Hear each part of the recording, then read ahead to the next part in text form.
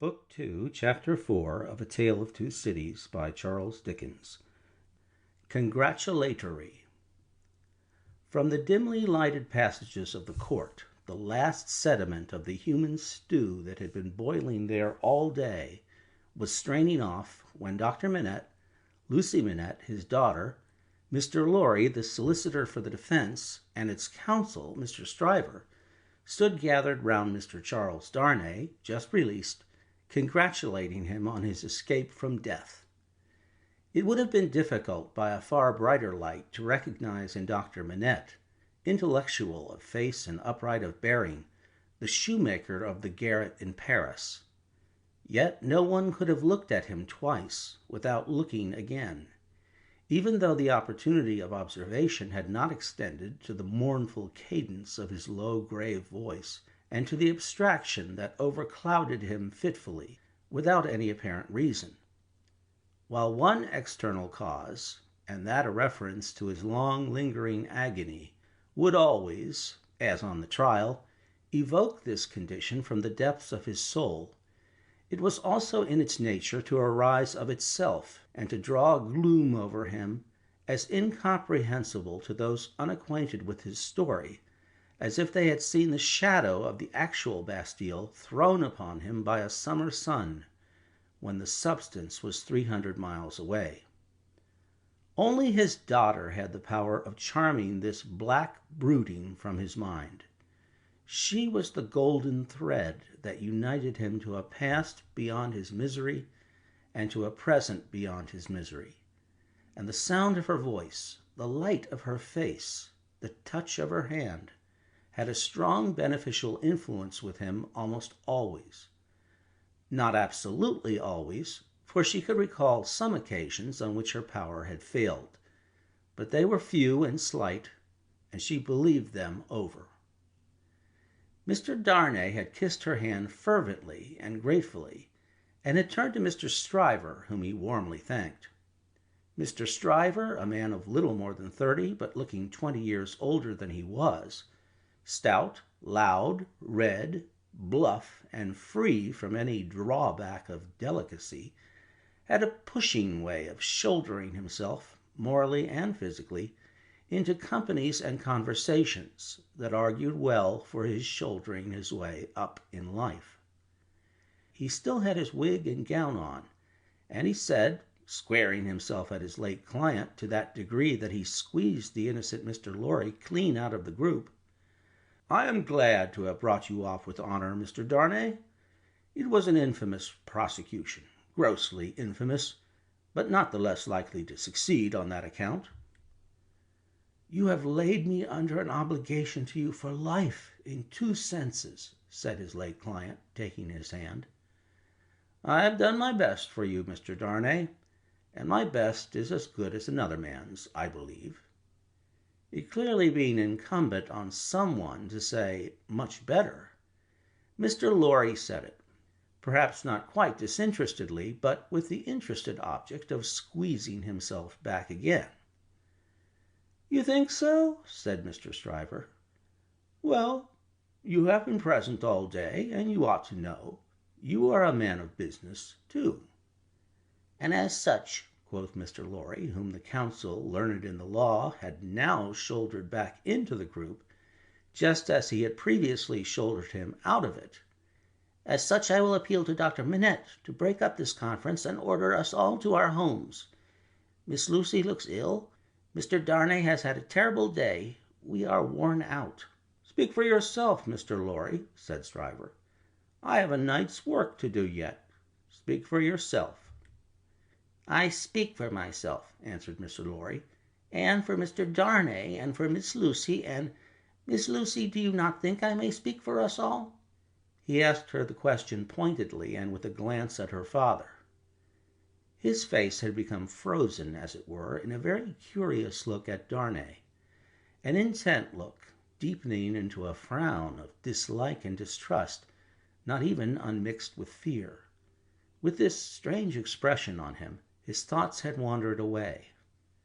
"My father," said Lucy, softly laying her hand on his. He slowly shook the shadow off and turned to her. "Shall we go home, my father?" With a long breath he answered, "Yes." The friends of the acquitted prisoner had dispersed under the impression, which he himself had originated, that he would not be released that night. The lights were nearly all extinguished in the passages, the iron gates were being closed with a jar and a rattle, and the dismal place was deserted until tomorrow morning's interest of gallows, pillory, whipping post, and branding iron should repeople it. Walking between her father and Mr. Darnay, Lucy Manette passed into the open air. A hackney coach was called, and the father and daughter departed in it. Mr. Stryver had left them in the passages to shoulder his way back to the robing room. Another person who had not joined the group or interchanged a word with any one of them, but who had been leaning against the wall where its shadow was darkest, had silently strolled out after the rest, and had looked on until the coach drove away. He now stepped up to where Mr. Lorry and Mr. Darnay stood upon the pavement. "So, Mr. Lorry, men of business may speak to Mr. Darnay now?" Nobody had made any acknowledgment of Mr. Carton's part in the day's proceedings. Nobody had known of it. He was unrobed, and was none the better for it in appearance. If you knew what a conflict goes on in the business mind, when the business mind is divided between good-natured impulse and business appearances, you would be amused, Mr. Darnay. Mr. Lorry reddened and said warmly, "You have mentioned that before, sir. We men of business who serve a house are not our own masters. We have to think of the house more than ourselves." I know," rejoined Mr. Carton carelessly. "Don't be nettled, Mr. Lorry. You are as good as another, I have no doubt. Better, I dare say." "And indeed, sir," pursued Mr. Lorry, not minding him, "I really don't know what you have to do with the matter. If you'll excuse me, as very much your elder, for saying so, I really don't know that it is your business." "Business? Bless you, I have no business," said Mr. Carton. "It is a pity you have not, sir." "I think so too." "If you had," pursued Mr. Lorry, "perhaps you would attend to it." "Lord love you, no, I shouldn't," said Mr. Carton. "Well, sir," cried Mr. Lorry, thoroughly heated by his indifference, "business is a very good thing, and a very respectable thing. And, sir, if business imposes its restraints and its silences and impediments, Mr. Darnay, as a young gentleman of generosity, knows how to make allowance for that circumstance.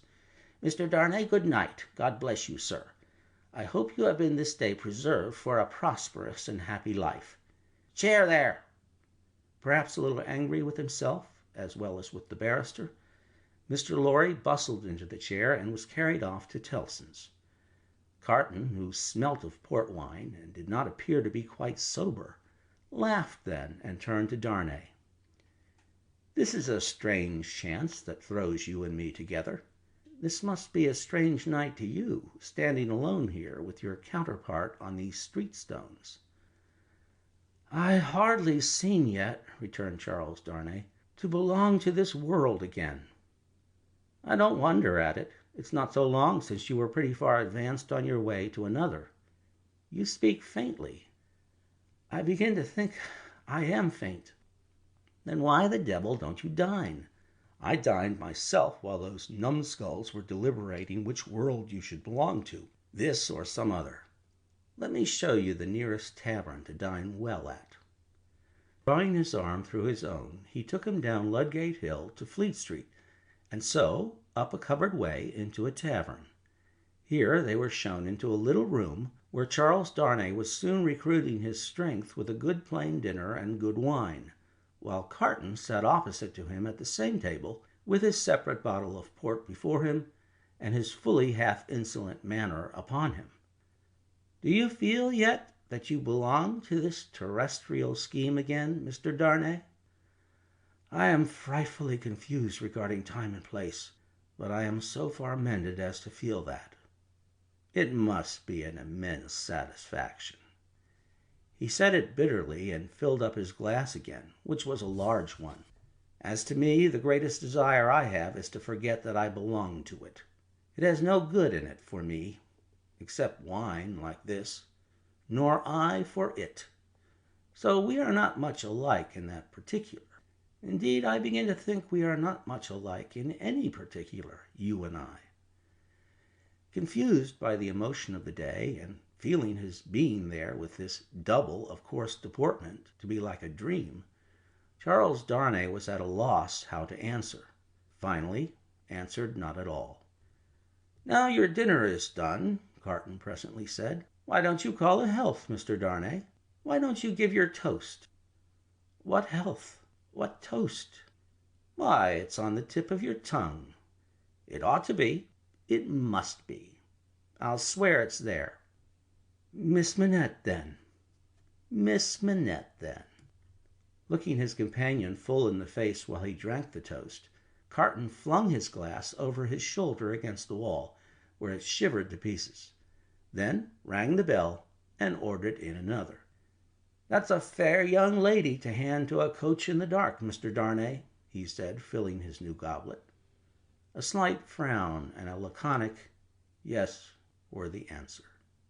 "That's a fair young lady to be pitied by and wept for by. How does it feel? Is it worth being tried for one's life to be the object of such sympathy and compassion, Mr. Darnay?" Again Darnay answered not a word. "She was mightily pleased to have your message when I gave it her. Not that she showed she was pleased, but I suppose she was."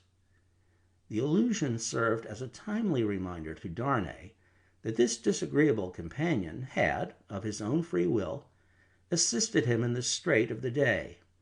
He turned the dialogue to that point and thanked him for it. "I neither want any thanks nor merit any," was the careless rejoinder. "It was nothing to do in the first place, and I don't know why I did it in the second. Mr. Darnay, let me ask you a question."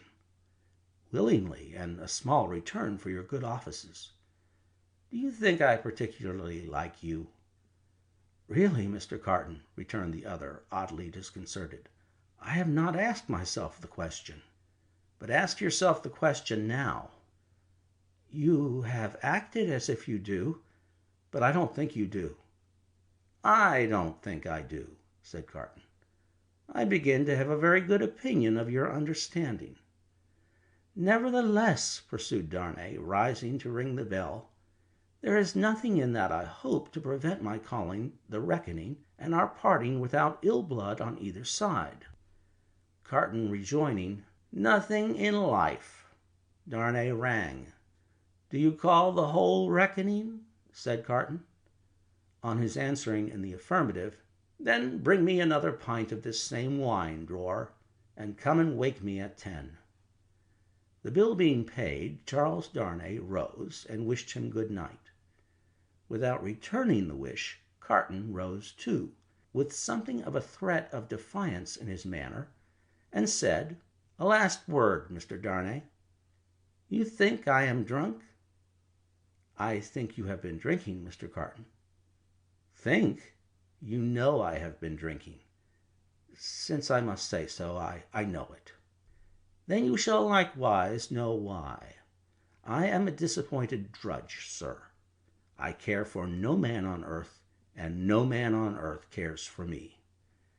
Much to be regretted. You might have used your talents better." "Maybe so, Mr. Darnay, maybe not. Don't let your sober face elate you, however. You don't know what it may come to. Good night." When he was left alone, this strange being took up a candle, went to a glass that hung against the wall, and surveyed himself minutely in it. "Do you particularly like the man?" he muttered at his own image. "Why should you particularly like a man who resembles you? There is nothing in you to like. You know that. Ah, confound you! What a change you have made in yourself! A good reason for taking to a man, that he shows you what you have fallen away from and what you might have been. Change places with him, and would you have been looked at by those blue eyes as he was, and commiserated by that agitated face as he was? Come on and have it out in plain words. You hate the fellow.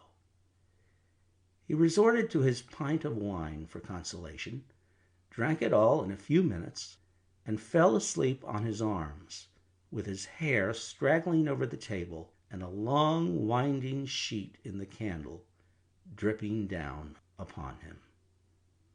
End of chapter.